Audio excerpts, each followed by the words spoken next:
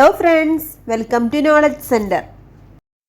ഇന്ന് നമ്മൾ social science part 2 ആണ് നോക്കാൻ പോകുന്നത്. ഇതിലുള്ള ആദ്യത്തെ 3 ചാപ്റ്റേഴ്സ് നമ്മൾ കംപ്ലീറ്റ് ചെയ്തിട്ടുണ്ട്. ഇനി 10ാമത്തെ ചാപ്റ്ററായ വിണ്ണിലെ വിസ്മയങ്ങളും മണ്ണിലെ വിശേഷങ്ങളും എന്നുള്ള ചാപ്റ്ററാണ് ഇന്ന് നമ്മൾ നോക്കുന്നത്. അപ്പോൾ എന്നും പറയുന്നത് പോലെ നിങ്ങൾക്ക് ഈ ക്ലാസ് ഇഷ്ടപ്പെട്ടാൽ ഒന്ന് ലൈക്ക് ചെയ്യാനും അതുപോലെ നിങ്ങളുടെ അഭിപ്രായങ്ങളൊന്ന് കമൻറ്റ് ചെയ്യാനും മറക്കരുത്. അതുപോലെ സബ്സ്ക്രൈബ് ചെയ്യാതെ കാണുന്നവരൊന്ന് സബ്സ്ക്രൈബ് ചെയ്യണേ. നമ്മുടെ 10ാമത്തെ ചാപ്റ്ററാണ് വിണ്ണിലെ വിസ്മയങ്ങളും മണ്ണിലെ വിശേഷങ്ങളും. രാത്രിയിലെ ആകാശക്കാഴ്ചകൾ എല്ലാവർക്കും ഇഷ്ടമല്ലേ? രാത്രിയിലെ മനോഹരമായ ആകാശക്കാഴ്ചകൾ പകൽ നമുക്ക് ദൃശ്യമാകാത്തത് എന്തുകൊണ്ട്? കാരണങ്ങളൊന്ന് എഴുതി നോക്കൂ. സൂര്യന്റെ സാന്നിധ്യമാണ് ഇതിന് കാരണമെന്ന് മനസ്സിലായില്ലേ? സൂര്യൻ ഒരു നക്ഷത്രമാണ്. ഭൂമിയോട് ഏറ്റവും അടുത്ത് സ്ഥിതി ചെയ്യുന്ന നക്ഷത്രവും സൂര്യനാണ്. സൂര്യനേക്കാൾ വലിപ്പമുള്ള മറ്റനേകം നക്ഷത്രങ്ങളുമുണ്ട്. അപ്പോൾ സൂര്യന്റെ സാന്നിധ്യമാണ് പകൽ സമയത്ത് രാത്രിയിലെ ആകാശക്കാഴ്ചകൾ പോലെ പകൽ സമയത്ത് ആകാശക്കാഴ്ചകൾ തെളിഞ്ഞു കാണാത്തത് സൂര്യന്റെ സാന്നിധ്യമാണ്. ഭൂമിയിൽ നിന്ന് നോക്കുമ്പോൾ നക്ഷത്രങ്ങൾ വളരെ ചെറുതായി കാണുന്നില്ലേ? എന്തുകൊണ്ട്? ഭൂമിയിൽ നിന്ന് വളരെ അകലെ സ്ഥിതി ചെയ്യുന്നത് കൊണ്ടാണ് നക്ഷത്രങ്ങൾ ചെറുതായി കാണപ്പെടുന്നത്. സ്വയം കത്തുന്ന ഭീമാകാരമായ ആകാശഗോളങ്ങളാണ് നക്ഷത്രങ്ങൾ. നക്ഷത്രങ്ങൾ വലിയ അളവിൽ താപവും പ്രകാശവും പുറത്തുവിടുന്നു. കോടിക്കണക്കിന് നക്ഷത്രങ്ങൾ ഉൾപ്പെടുന്ന നക്ഷത്ര കൂട്ടങ്ങളാണ് ഗാലക്സികൾ. അപ്പോൾ സ്വയം കത്തുന്ന ഭീമാകാരമായ ആകാശഗോളങ്ങളാണ് നക്ഷത്രങ്ങൾ. നക്ഷത്രങ്ങൾ വലിയ അളവിൽ താപവും പ്രകാശവും പുറത്തുവിടുന്നു. കോടിക്കണക്കിന് നക്ഷത്രങ്ങൾ ഉൾപ്പെടുന്ന നക്ഷത്ര കൂട്ടങ്ങളാണ് ഗാലക്സികൾ. ഇനി നക്ഷത്രങ്ങൾ മിന്നുന്നത് എന്തുകൊണ്ട്? ഒരു ബോക്സ് കൊടുത്തിട്ടുള്ളതാണ്. നക്ഷത്രങ്ങളിൽ നിന്ന് നേർരേഖയിൽ വരുന്ന പ്രകാശം അന്തരീക്ഷത്തിലൂടെ കടന്നു വരുമ്പോൾ നിരന്തരമായി ദിശാവ്യതിയാനത്തിന് വിധേയമാകുന്നു.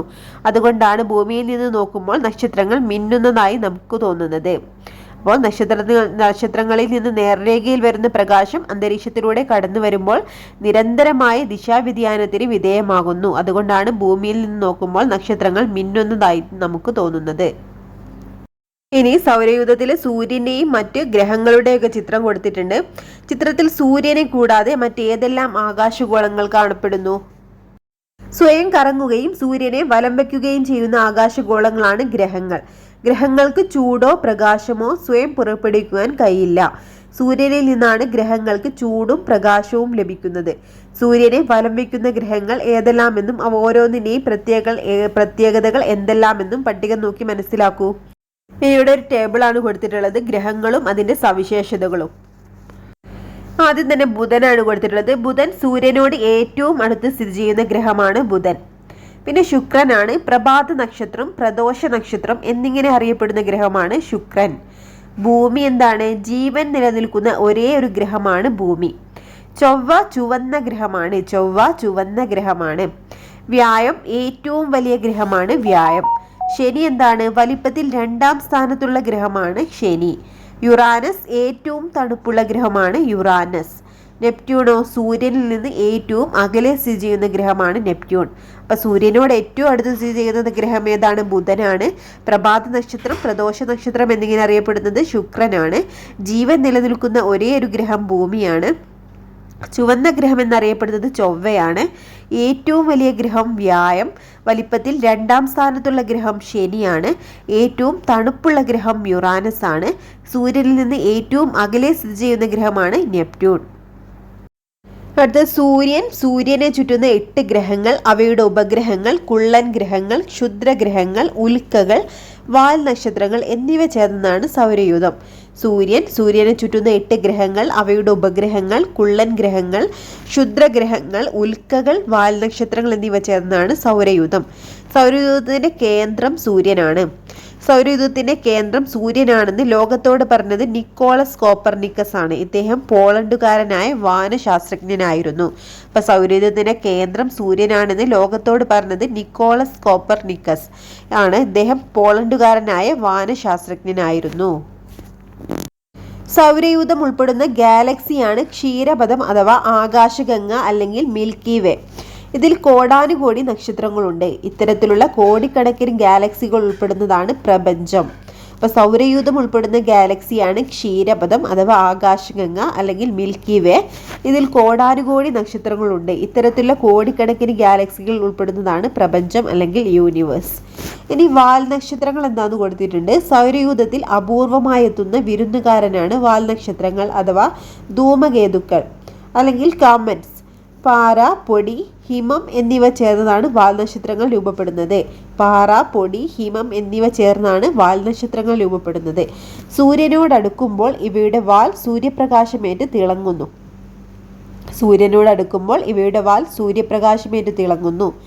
ഇനി ക്ഷുദ്രഗ്രഹങ്ങൾ എന്താണ് കൊടുത്തിട്ടുണ്ട്? ചൊവ്വയ്ക്കും വ്യാഴത്തിനുമിടയിലായി കാണപ്പെടുന്ന ചെറുഗ്രഹങ്ങൾ പോലുള്ള ശിലാകഷ്ണങ്ങളാണ് ക്ഷുദ്രഗ്രഹങ്ങൾ അല്ലെങ്കിൽ ആസ്റ്ററോയിഡ്. ചൊവ്വയ്ക്കും വ്യാഴത്തിനുമിടയിലായി കാണപ്പെടുന്ന ചെറുഗ്രഹങ്ങൾ പോലുള്ള ശിലാകഷ്ണങ്ങളാണ് ക്ഷുദ്രഗ്രഹങ്ങൾ അല്ലെങ്കിൽ ആസ്റ്ററോയിഡ്സ്. കുള്ളൻ ഗ്രഹങ്ങൾ. സൗരയൂഥത്തിൽ സൂര്യന് ചുറ്റും പരിക്രമണം ചെയ്യുന്ന ഗ്രഹങ്ങളെക്കാൾ ചെറുതും ഗോളാകൃതിയിലുള്ളതുമായ വസ്തുക്കളാണ് കുള്ളൻ ഗ്രഹങ്ങൾ അല്ലെങ്കിൽ ഡ്വാർഫ് പ്ലാനറ്റ്സ്. എന്താണ്? സൗരയൂഥത്തിൽ സൂര്യന് ചുറ്റും പരിക്രമണം ചെയ്യുന്ന ഗ്രഹങ്ങളെക്കാൾ ചെറുതും ഗോളാകൃതിയിലുള്ളതുമായ വസ്തുക്കളാണ് കുള്ളൻ ഗ്രഹങ്ങൾ അല്ലെങ്കിൽ ഡ്വാർഫ് പ്ലാനറ്റ്സ്. അടുത്തതാണ് ഉൽക്കകൾ. ക്ഷുദ്രഗ്രഹങ്ങളിൽ നിന്നും മറ്റും ഭൂമിയുടെ അന്തരീക്ഷത്തിലേക്ക് അതിവേഗത്തിൽ പ്രവേശിക്കുന്ന ശിലാകഷ്ണങ്ങളാണ് ഉൽക്കകൾ അല്ലെങ്കിൽ മെറ്റിയോസ്. രാത്രി സമയങ്ങളിൽ അവ അതിവേഗം സഞ്ചരിക്കുന്ന തീപ്പൊരികളായി ആകാശത്ത് കാണപ്പെടുന്നു. ഏതാനും സെക്കൻഡുകൾ കൊണ്ട് ഇവ കത്തിത്തീരുന്നു. പ്രാദേശികമായി ഇവ കൊള്ളിമീനുകൾ എന്നും അറിയപ്പെടാറുണ്ട്. അപ്പോൾ ഉൽക്കകൾ അല്ലെങ്കിൽ കൊള്ളിമീനുകൾ എന്നാൽ എന്താ? ക്ഷുദ്രഗ്രഹങ്ങളിൽ നിന്നും മറ്റും ഭൂമിയുടെ അന്തരീക്ഷത്തിലേക്ക് അതിവേഗത്തിൽ പ്രവേശിക്കുന്ന ശിലാകഷ്ണങ്ങളാണ് ഉൽക്കകൾ. രാത്രി സമയങ്ങളിൽ അവ അതിവേഗം സഞ്ചരിക്കുന്ന തീപ്പൊരികളായി ആകാശത്ത് കാണപ്പെടുന്നു. ഏതാനും സെക്കൻഡുകൾ കൊണ്ട് ഇവ കത്തിത്തീരുന്നു. ഇനി ഗ്രഹങ്ങൾക്കു ചുറ്റും നിശ്ചിത സഞ്ചാരപഥത്തിലൂടെ വലം വെച്ചുകൊണ്ടിരിക്കുന്ന ആകാശഗോളങ്ങളാണ് ഉപഗ്രഹങ്ങൾ. ഭൂമിയുടെ ഏക ഉപഗ്രഹമാണ് ചന്ദ്രൻ. ഇനി കൊടുത്താണ് നക്ഷത്രമാസം. ചന്ദ്രന് ഭൂമിയെ ഒരു തവണ വലം വയ്ക്കാൻ ഏകദേശം 27.3 ദിവസം വേണ്ടിവരും. ഇതാണ് ഒരു നക്ഷത്രമാസം അല്ലെങ്കിൽ ഒരു സിഡറിയൽ മന്ത് എന്ന് പറയുന്നത്. സിഡറിയൽ മന്ത് എന്ന് പറയുന്നത് എന്താണ്? ചന്ദ്രന് ഭൂമിയെ ഒരു തവണ വലം വയ്ക്കാൻ ഏകദേശം 27.3 ദിവസം വേണ്ടി വരുന്നു. ഇതാണ് ഒരു നക്ഷത്രമാസം എന്ന് പറയുന്നത്. ഒരു പിക്ചർ കൊടുത്തിട്ടുണ്ട്. സൗരയൂഥത്തിന്റെ ചിത്രത്തിൽ ഗ്രഹങ്ങളുടെ സഞ്ചാരപാത നിരീക്ഷിക്കൂ. സൂര്യനെ ചുറ്റിയുള്ള ആകാശഗോളങ്ങളുടെ സഞ്ചാരപാതയാണ് അവയുടെ ഭ്രമണപഥം അല്ലെങ്കിൽ ഓർബിറ്റ്. ദീർഘവൃത്താകൃതിയിലുള്ള ഭ്രമണപഥത്തിലൂടെ ഗ്രഹങ്ങൾ സൂര്യനെ വലം വയ്ക്കുന്നത്. ഗ്രഹങ്ങളെ അവയുടെ നിശ്ചിത ഭ്രമണപഥത്തിൽ കൂടി സഞ്ചരിക്കുവാൻ സഹായിക്കുന്നത് ഗ്രഹങ്ങളും സൂര്യനും തമ്മിലുള്ള ആകർഷണ ബലമാണ്. സൂര്യനെ വലം വയ്ക്കുന്നതോടൊപ്പം ഗ്രഹങ്ങളെല്ലാം അവയുടെ സാങ്കല്പിക അച്ചുതണ്ടിൽ സ്വയം കറങ്ങുന്നു. അപ്പോൾ ഇപ്പം എന്താണ് ഈ ഒരു ഭ്രമണത്തിന് എന്താണ് കാരണം എന്ന് പറയുന്നത്? സൂര്യനും അതുപോലെ ഗ്രഹങ്ങളും തമ്മിലുള്ള ഗുരുത്വാകർഷണ ബലമാണ്. അതുപോലെ തന്നെ സൂര്യനെ വലം വയ്ക്കുന്നതോടൊപ്പം ഗ്രഹങ്ങളെല്ലാം അവയുടെ സാങ്കല്പിക അച്ചുതണ്ടിൽ സ്വയം കറങ്ങുന്നുമുണ്ട്. ഇനി നമ്മുടെ ഭൂമി എന്നുള്ളൊരു ഹെഡിങ് കൊടുത്തിട്ടുണ്ട്. ബഹിരാകാശ സഞ്ചാരിയായ സുനിത വില്യംസ് ഭൂമിയെക്കുറിച്ച് പറഞ്ഞത് വായിക്കൂ.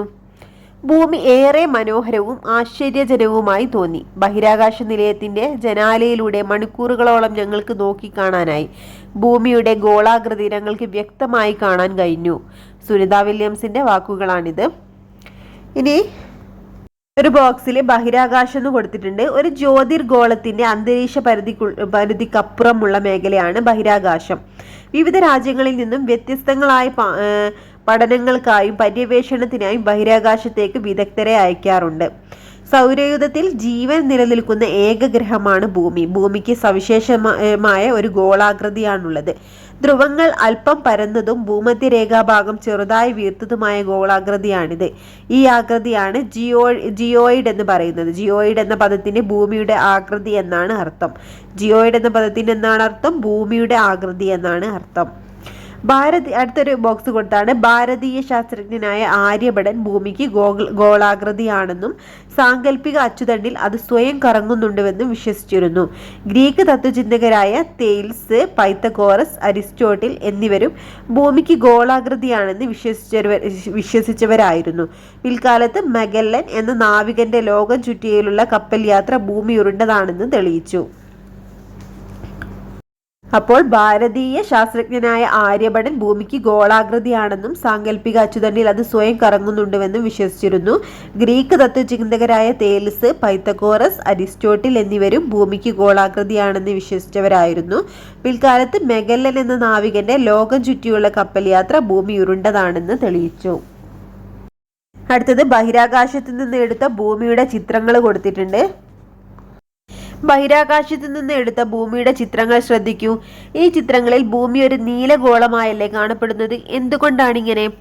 ഭൂമിയുടെ മാതൃകയായ ഗ്ലോബിൽ ഏത് നിറമാണ് കൂടുതൽ കാണപ്പെടുന്നത്? ഭൂമിയുടെ ഉപരിതലത്തിലെ ഏകദേശം 71% ജലമായതിനാലാണ് ബഹിരാകാശത്ത് നിന്ന് നോക്കുമ്പോൾ ഭൂമി ഒരു നീലഗോളമായി കാണപ്പെടുന്നത്. ഭൂമിയുടെ അന്തരീക്ഷമാണ് ഇതര ഗ്രഹങ്ങളിൽ നിന്നും ഭൂമിയെ വ്യത്യസ്തമാക്കുന്ന മറ്റൊരു സവിശേഷത. ഭൂമിയെ ആവരണം ചെയ്തിരിക്കുന്ന വായുവിൻ്റെ പുതപ്പാണ് അന്തരീക്ഷം. വാതകങ്ങൾ, പൊടിപടലങ്ങൾ, ജലാംശം എന്നിവ അന്തരീക്ഷത്തിൽ അടങ്ങിയിട്ടുണ്ട്. ഭൂമിയിൽ ചൂടിനെയും തണുപ്പിനെയും ക്രമീകരിച്ച് ജീവൻ നിലനിർത്തുന്നതിൽ അന്തരീക്ഷം നിർണായകമായ പങ്കുവഹിക്കുന്നു. ഭൂമിക്ക് ഗോളാകൃതി ആയതിനാൽ ഭൂമിയുടെ ഒരു പകുതിയിൽ മാത്രമേ ഒരു സമയത്ത് സൂര്യപ്രകാശം ലഭിക്കുന്നുള്ളൂ. മറ്റേ പകുതിയിൽ ഇരുട്ടാണ് അനുഭവപ്പെടുന്നത്. സൂര്യന് അഭിമുഖമായി വരുന്ന ഭൂമിയുടെ ഭാഗത്ത് സൂര്യപ്രകാശം ലഭിക്കുന്നതിനാൽ അവയുടെ പകൽ അനുഭവപ്പെടുന്നു. മറുഭാഗത്ത് സൂര്യപ്രകാശം എത്താത്തതിനാൽ രാത്രിയായിരിക്കും. ഇത്തരത്തിൽ ഭൂമിയിൽ രാത്രിയും പകലും മാറി മാറി അനുഭവപ്പെടുന്നത് ഭൂമിയുടെ ഭ്രമണം മൂലമാണ്. ഭൂമി അതിൻ്റെ സാങ്കല്പിക അച്ചുതണ്ടിൽ സ്വയം കറങ്ങുന്നതാണ് ഭ്രമണം അല്ലെങ്കിൽ റൊട്ടേഷൻ. അപ്പം സൂര്യന് അഭിമുഖമായി വരുന്ന ഭൂമിയുടെ ഭാഗത്ത് സൂര്യപ്രകാശം ലഭിക്കുന്നതിനാൽ അവിടെ പകൽ അനുഭവപ്പെടുന്നു. മറുഭാഗത്ത് സൂര്യപ്രകാശം എത്താത്തതിനാൽ രാത്രിയായിരിക്കും. ഇത്തരത്തിൽ ഭൂമിയെ രാത്രിയും പകലും മാറി മാറി അനുഭവപ്പെടുന്നത് ഭൂമിയുടെ ഭ്രമണം മൂലമാണ്. ഭൂമി അതിൻ്റെ സാങ്കല്പിക അച്ചുതണ്ടിൽ സ്വയം കറങ്ങുന്നതാണ് ഭ്രമണം അല്ലെങ്കിൽ റൊട്ടേഷൻ. ഭൂമിയുടെ ഭ്രമണത്തിൻ്റെ ഒരു ചിത്രം കൊടുത്തിട്ടുണ്ട്. ഭൂമി ഭ്രമണം ചെയ്യുന്നത് പടിഞ്ഞാറ് നിന്നും കിഴക്കോട്ടാണ്. അതിനാലാണ് സൂര്യൻ കിഴക്കുതിച്ച് പടിഞ്ഞാറ് അസ്തമിക്കുന്നതായി നമുക്ക് അനുഭവപ്പെടുന്നത്. അപ്പോൾ ഭൂമി ഭ്രമണം ചെയ്യുന്നത് പടിഞ്ഞാറ് നിന്ന് കിഴക്കോട്ടാണ്. അതിനാലാണ് സൂര്യൻ കിഴക്കുതിച്ച് പടിഞ്ഞാറ് അസ്തമിക്കുന്നതായി നമുക്ക് അനുഭവപ്പെടുന്നത്. ഭൂമിക്ക് ഒരു ഭ്രമണം പൂർത്തിയാകാൻ 23 മണിക്കൂറും 50 മിനിറ്റും 4 സെക്കൻഡ് സമയം ആവശ്യമാണ്. ഇതാണ് ഒരു ദിവസം. 23 മണിക്കൂർ 56 മിനിറ്റ് 4 സെക്കൻഡ് സമയമാണ് ഒരു ഭ്രമണത്തിന് ഭൂമിക്ക് ആവശ്യമായിട്ടുള്ളത്. ഇതാണ് ഒരു ദിവസം. ഭ്രമണം ചെയ്യുന്നതോടൊപ്പം ഭൂമി നിശ്ചിത സഞ്ചാരപഥത്തിലൂടെ സൂര്യനെ ചുറ്റി സഞ്ചരിക്കുന്നുമുണ്ട്. ഇതാണ് പരിക്രമണം അല്ലെങ്കിൽ റവല്യൂഷൻ എന്ന് പറയുന്നത്. ഒരു തവണ സൂര്യനെ ചുറ്റി സഞ്ചരിക്കാൻ ഭൂമിക്ക് 365 ദിവസം വേണം. ഇതിനെ ഒരു വർഷമായി കണക്കാക്കുന്നു. ഭൂമിയുടെ പരിക്രമണത്തിന് ഫലമായാണ് വ്യത്യസ്ത ഋതുക്കൾ അനുഭവപ്പെടുന്നത്. അപ്പോൾ ഒരു തവണ സൂര്യനെ ചുറ്റി സഞ്ചരിക്കാൻ ഭൂമിക്ക് 365 ദിവസം വേണം. ഇതിനെ ഒരു വർഷമായിട്ടാണ് കണക്കാക്കുന്നത്. ഭൂമിയുടെ പരിക്രമണത്തിന്റെ ഫലമായാണ് വ്യത്യസ്ത ഋതുക്കൾ അനുഭവപ്പെടുന്നത്. ഭൂമിയുടെ പരിക്രമണത്തിന്റെ ഒരു ചിത്രം ഇവിടെ കൊടുത്തിട്ടുണ്ട്. അടുത്തൊരു ഹെഡിങ് ആണ് ദിനാന്തരീക്ഷ സ്ഥിതി അല്ലെങ്കിൽ വെതർ. ഒരു പ്രദേശത്ത് നിശ്ചിത സമയത്ത് അനുഭവപ്പെടുന്ന അന്തരീക്ഷാവസ്ഥയാണ് ദിനാന്തരീക്ഷ സ്ഥിതി അല്ലെങ്കിൽ വെതർ. നിശ്ചിത സമയത്തെ അന്തരീക്ഷത്തിലെ ഈർപ്പം, ചൂട്, മഴ, കാറ്റ്, മേഘം തുടങ്ങിയവ ദിനാന്തരീക്ഷ സ്ഥിതിയെ സ്വാധീനിക്കുന്നു. അപ്പം ദിനാന്തരീക്ഷ സ്ഥിതി എന്താണ്? ഒരു പ്രദേശത്ത് നിശ്ചിത സമയത്ത് അനുഭവപ്പെടുന്ന അന്തരീക്ഷാവസ്ഥയാണ് ദിനാന്തരീക്ഷ സ്ഥിതി അല്ലെങ്കിൽ വെതർ. നിശ്ചിത സമയത്തെ അന്തരീക്ഷത്തിലെ ഈർപ്പം, ചൂട്, മഴ, കാറ്റ്, മേഘം തുടങ്ങിയവ ദിനാന്തരീക്ഷ സ്ഥിതിയെ സ്വാധീനിക്കുന്നു. ഇനി കാലാവസ്ഥ അല്ലെങ്കിൽ ക്ലൈമറ്റ് എന്താണ്? ദീർഘകാലമായ ഒരു പ്രദേശത്ത് അനുഭവപ്പെടുന്ന ദിനാന്തരീക്ഷ സ്ഥിതിയുടെ ശരാശരിയാണ് കാലാവസ്ഥ അല്ലെങ്കിൽ ക്ലൈമറ്റ്. ദീർഘകാലമായിട്ട് ഒരു പ്രദേശത്ത് അനുഭവപ്പെടുന്ന ദിനാന്തരീക്ഷ സ്ഥിതിയുടെ ശരാശരിയാണ് കാലാവസ്ഥ അല്ലെങ്കിൽ ക്ലൈമറ്റ്. പാതിരാ സൂര്യൻ്റെ നാട് എന്നറിയപ്പെടുന്ന രാജ്യമാണ് നോർവേ. യൂറോപ്പിന്റെ വടക്കുഭാഗത്താണ് നോർവേ സ്ഥിതി ചെയ്യുന്നത്. വർഷത്തിൽ അധിക കാലവും മഞ്ഞു മൂടിക്കിടക്കുന്ന നോർവേയുടെ ഏറ്റവും വടക്കുള്ള പ്രദേശമാണ്. 6 മാസത്തോളം തുടർച്ചയായ പകലും 6 മാസത്തോളം തുടർച്ചയായ രാത്രിയുമാണ് അനുഭവപ്പെടുന്നത്. അപ്പോൾ എസ്.കെ. പൊറ്റക്കാടിൻ്റെ ഒരു നോവലാണ് പാതിരാ സൂര്യൻ്റെ നാട്. പാതിരാ സൂര്യൻ്റെ നാട് എന്നറിയപ്പെടുന്ന രാജ്യം ഏതാണ്? നോർവേ ആണ്. യൂറോപ്പിൻ്റെ വടക്കു ഭാഗത്തായാണ് നോർവേ സ്ഥിതി ചെയ്യുന്നത്. വർഷത്തിൽ അധിക കാലവും മഞ്ഞു മൂടിക്കിടക്കുന്ന നോർവേയുടെ ഏറ്റവും വടക്കുള്ള പ്രദേശങ്ങളിൽ 6 മാസത്തോളം തുടർച്ചയായ പകലും 6 മാസത്തോളം തുടർച്ചയായ രാത്രിയുമാണ് അനുഭവപ്പെടുന്നത്. ജനവാസം കുറവുള്ള മഞ്ഞു മൂടിക്കിടക്കുന്ന ഈ പ്രദേശത്തെ ജനജീവിതം പിടത്തിയിരിക്കുന്നത് എങ്ങനെയെന്ന് നോക്കാം. തുകൽ കൊണ്ട് നിർമ്മിച്ചതും വായു കടക്കാത്തതുമായ പാദരക്ഷകളും രോമനിർമ്മിതമായ വസ്തുക്കളുമാണ് ഇവിടുത്തെ ജനങ്ങൾ ധരിക്കുന്നത്. എന്നെന്താണ്? ഇവിടുത്തെ തദ്ദേശീയരായ ഇന്യൂട്ട് നായകൾ വലിക്കുന്ന പരന്ന സ്ലഡ്ജുകളിൽ സഞ്ചരിക്കുന്നത് സാധാരണ കാഴ്ചയാണ്. 6 മാസത്തോളം നീളുന്ന ശൈത്യകാലത്ത് ഇവർ വാസസ്ഥലമായ ഇഗ്ലുവിൽ നിന്ന് പുറത്തിറങ്ങാറില്ല. അതിശൈത്യത്തെ അതിജീവിക്കുന്ന പന്നൽ, പായൽ തുടങ്ങിയവയാണ് ഇവിടുത്തെ മുഖ്യ സസ്യവർഗ്ഗങ്ങൾ. തിമിംഗലം, മത്സ്യങ്ങൾ, ഹിമമൂങ്ങ, സീൽ, ഹിമക്കരടി തുടങ്ങിയവയാണ് ഇവിടുത്തെ പ്രധാന ജന്തുവർഗ്ഗങ്ങൾ. വേട്ടയാടലും മത്സ്യബന്ധനവുമാണ് ജനങ്ങളുടെ പ്രധാന ഉപജീവന മാർഗം. ഇപ്പം സ്ലഡ്ജ് കൊടുത്തിട്ടുണ്ട്. ഈ സ്ലഡ്ജിൻ്റെ ഒരു ചിത്രം കൊടുത്തിട്ടുണ്ട്. എന്താണ് ഈ സ്ലഡ്ജ് എന്ന് പറഞ്ഞാൽ? വളർത്തുനായ്ക്കൾ വലിക്കുന്ന പരന്ന സ്ലഡ്ജുകളിലാണ് ഇവിടുത്തെ ആളുകൾ സഞ്ചരിക്കുന്നത്. 6 മാസത്തോളം നീളുന്ന ശൈത്യകാലത്ത് ഇവർ വാസസ്ഥലമായ ഇഗ്ലുവിൽ നിന്ന് പുറത്തിറങ്ങാറില്ല. ഇഗ്ലുവിൻ്റെ ചിത്രം കൊടുത്തിട്ടുണ്ട്. ഇവിടുത്തെ മുഖ്യ സസ്യവർഗ്ഗങ്ങൾ എന്തൊക്കെയാണ്? പന്നലും പായലുമാണ്. അതുപോലെ തന്നെ തിമിംഗലം, മത്സ്യങ്ങൾ, ഹിമമൂങ്ങ, സീൽ, ഹിമക്കരടി തുടങ്ങിയവയാണ് പ്രധാന ജന്തുവർഗ്ഗങ്ങൾ. വേട്ടയാടലും മത്സ്യബന്ധനവുമാണ് ജനങ്ങളുടെ പ്രധാന ഉപജീവന മാർഗം. ഇനി ഇഗ്ലു എന്താണെന്ന് നോക്കാം. ധ്രുവ പ്രദേശങ്ങളിൽ അധിവസിക്കുന്ന തദ്ദേശീയരായ ജനവിഭാഗമാണ് ഇന്യൂട്ട് അഥവാ എസ്കിമോകൾ. എസ്കിമോകൾ എന്താണ്? ധ്രുവപ്രദേശങ്ങളിൽ അധിവസിക്കുന്ന തദ്ദേശീയരായ ജനവിഭാഗമാണ് ഇന്യൂട്ട് അഥവാ എസ്കിമോകൾ. ഇവർ മഞ്ഞുകട്ടകൾ കൊണ്ട് നിർമ്മിക്കുന്ന വീടുകളാണ് ഇഗ്ലു എന്ന് പറയുന്നത്. അടുത്തതായി മരുഭൂമിയുടെ ചിത്രമാണ് കൊടുത്തിട്ടുള്ളത്. ധ്രുവപ്രദേശങ്ങളിൽ നിന്ന് തികച്ചും വ്യത്യസ്തമായ ഭൂമിശാസ്ത്ര സവിശേഷതകളുള്ള ഭൂവിഭാഗമാണ് ഉഷ്ണ മരുഭൂമികൾ. വിശാലമായ മണൽപ്പരപ്പുകളും മണൽ കുന്നുകളും ഇവിടുത്തെ പ്രത്യേകതയാണ്. ഇവിടെ പകൽ താപം വളരെ കൂടുതലും രാത്രി താപം വളരെ കുറവുമാണ്. മഴ തീരെ കുറവായി പ്രദേശങ്ങളിൽ ഉയർന്ന താപവും വരണ്ട കാറ്റും ജലദൗർബല്യവും അനുഭവപ്പെടുന്നു. ഈ പ്രദേശങ്ങളിൽ ജനവാസം തീരെ കുറവാണ്. ഉഷ്ണമരുഭൂമികളിൽ കാലാവസ്ഥയ്ക്ക് ഇണങ്ങുന്ന ജീവിത രീതിയാണുള്ളത്. തുടർച്ചയായ വരൾച്ചയും മണൽക്കാറ്റുകളും മരുഭൂമികളുടെ മറ്റ് സവിശേഷതകളാണ്. അയഞ്ഞ വസ്ത്രങ്ങളും മുഖം മറയ്ക്കുന്ന ശിരോവസ്ത്രവും മരുഭൂമിയുടെ നിവാസികളുടെ വസ്ത്രധാരണത്തിലെ പ്രത്യേകതകളാണ്. സഞ്ചാരത്തിനും ചരക്കു നീക്കത്തിനും ഒട്ടകത്തെ ഉപയോഗിക്കുന്നത് മരുഭൂമികളിലെ സാധാരണ കാഴ്ചയാണ്. അപ്പോൾ ധ്രുവപ്രദേശങ്ങളിൽ നിന്ന് തികച്ചു വ്യത്യസ്തമായ ഒരു ഭൂമിശാസ്ത്ര സവിശേഷതയാണ് എന്തിനുള്ളത്? ഉഷ്ണ മരുഭൂമികൾക്കുള്ളതെന്നാണ് പറയുന്നത്. അടുത്തതായ ഒരു ബോക്സ് കൊടുത്തതാണ്. ഞാൻ കെനിയയിൽ നിന്നാണ് വരുന്നത്. ഇവിടെ 20 കോടി ജനങ്ങൾ കാലാവസ്ഥാ മാറ്റത്തിന്റെ ദുരിതം അനുഭവിക്കുകയാണ്. കൊടും വരൾച്ചയാണ് ഇവിടെ. 2 വർഷമായി ഞങ്ങൾക്ക് മഴ കിട്ടിയിട്ട്. 3-ാം വർഷവും അങ്ങനെ തന്നെയാകും എന്നാണ് ശാസ്ത്രജ്ഞർ പറയുന്നത്. ഞങ്ങൾക്ക് മഴയില്ല. പുഴകളെല്ലാം വറ്റി. താപതരംഗങ്ങൾ വീശിയടിക്കുന്നു. നിങ്ങളുടെ ഹൃദയം ദയവായി ഒന്ന് തുറക്കൂ. ഞങ്ങളുടെ വിളകൾ മുഴുവൻ കരിഞ്ഞുണങ്ങി. മൃഗങ്ങളും മനുഷ്യരും മരിച്ചു വീഴുകയാണ്. ഇങ്ങനെ പോയാൽ 2025ഓടെ ഞങ്ങളിൽ പകുതി പേരും ഇല്ലാതാകും. ഈ സമ്മേളനത്തിൽ നിങ്ങൾ എടുക്കുന്ന തീരുമാനമാണ് ഞങ്ങൾക്ക് മഴ തിരിച്ചു തരുമോ എന്ന് തീരുമാനിക്കുക. ഞങ്ങളുടെ കൂട്ടുകാരായ കുട്ടികൾക്ക് ഭക്ഷണവും വെള്ളവും ലഭിക്കുമോ എന്ന് തീരുമാനിക്കുക. ദയവായി നിങ്ങളുടെ ഹൃദയം ഒന്ന് തുറക്കൂ. ദയവായി നിങ്ങൾ ഹൃദയം ഒന്ന് തുറക്കൂ. 2021 ഒക്ടോബർ 31 ഐക്യരാഷ്ട്ര സംഘടനയുടെ ഗ്ലാസ്ഗോ കാലാവസ്ഥാ സമ്മേളനത്തിൽ വെച്ച് കെനിയയിൽ നിന്നുള്ള സ്കൂൾ വിദ്യാർത്ഥിനിയായ എലിസബത്ത് വത്റ്റി ലോക നേതാക്കളോട് നടത്തിയ അഭ്യർത്ഥനയാണ് നിങ്ങൾ വായിച്ചത്.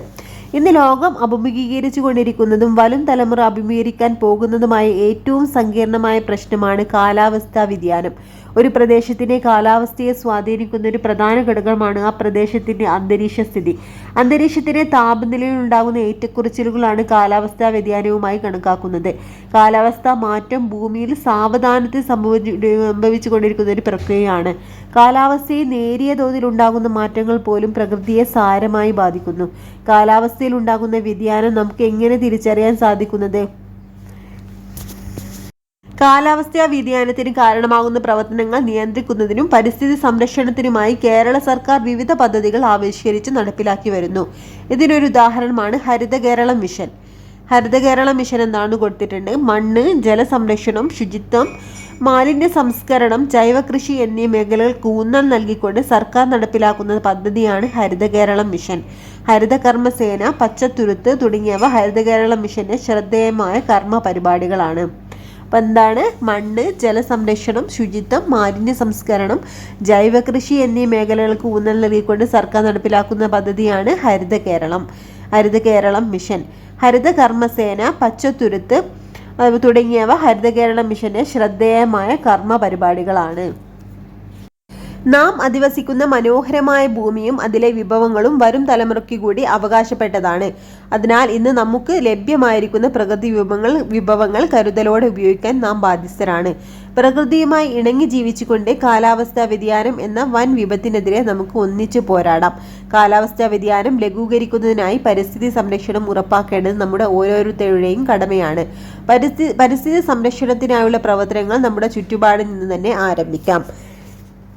അപ്പോൾ ഇത്രയാണ് നമ്മുടെ ഈ ഒരു ചാപ്റ്ററിലുള്ളത്. ഇനി കുട്ടികൾക്കുള്ള തുടർ പ്രവർത്തനങ്ങളാണ്. അപ്പോൾ ക്ലാസ് ഇഷ്ടപ്പെട്ടാൽ ഒന്ന് ലൈക്ക് ചെയ്യണേ, അതുപോലെ നിങ്ങളുടെ അഭിപ്രായങ്ങളൊന്ന് കമൻറ്റ് ചെയ്യണേ. Okay friends, thank you.